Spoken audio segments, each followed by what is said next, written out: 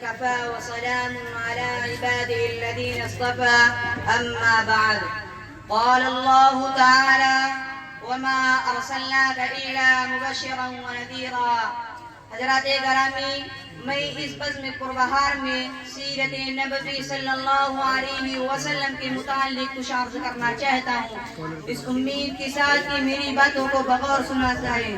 جب اسلام فاران کی چوٹی سے پھیلنا شروع ہوا تو آپ صلی اللہ علیہ وسلم اپنے روشنی سے دنیا والوں کو منور کرنے لگے تو باطل پرستوں میں خلبلی مچ گئی.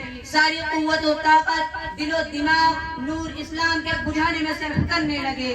راستے میں کانٹے بچھا کر، پتھروں سے دبا کر، تپتی ہوئی زمین پر سلا کر، آگ کے انگاروں پر لٹا کر، پھانسی کے پندوں پر چڑھا کر پیارے رسول اللہ صلی اللہ علیہ وسلم کی آواز کو دبانے کی کوشش کرنے لگے.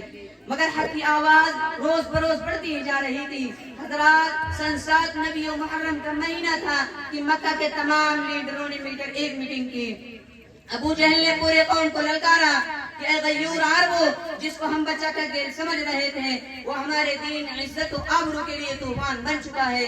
جس دین کا چرچا محمد کر رہے تھے ان کے ماننے والوں کی تعداد روز بروز بڑھتی جا رہی ہے.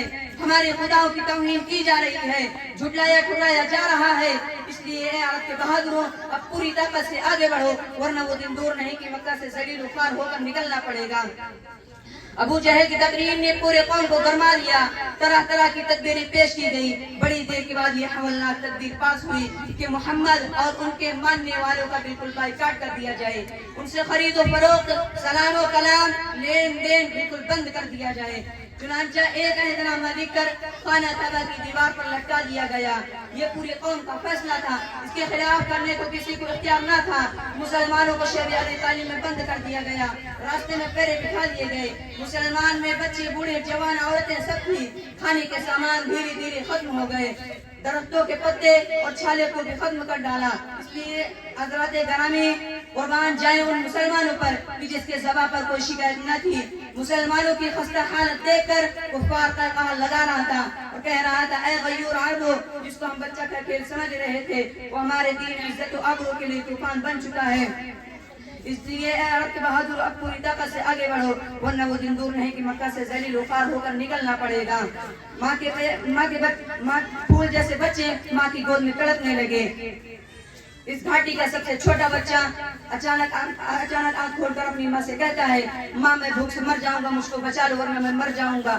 ماں کے ضبط کا بندھن ٹوٹ جاتا ہے. وہ بے تحاشا اپنا سر زمین پر پٹکنے لگتی ہے. سر پھٹ جاتا ہے. لوگ اسے سنبھالتے ہیں مگر وہ کہتی رہتی ہے مجھ کو چھوڑ دو، میں اپنے لختے جگر سے پہلے مرنا چاہتی ہوں. دنیا والوں ذرا سوچو کیسی سنگین گھڑی تھی، کیا بھیانک منظر تھا، مگر ہم رسول کی باتوں سے منہ نہ موڑا.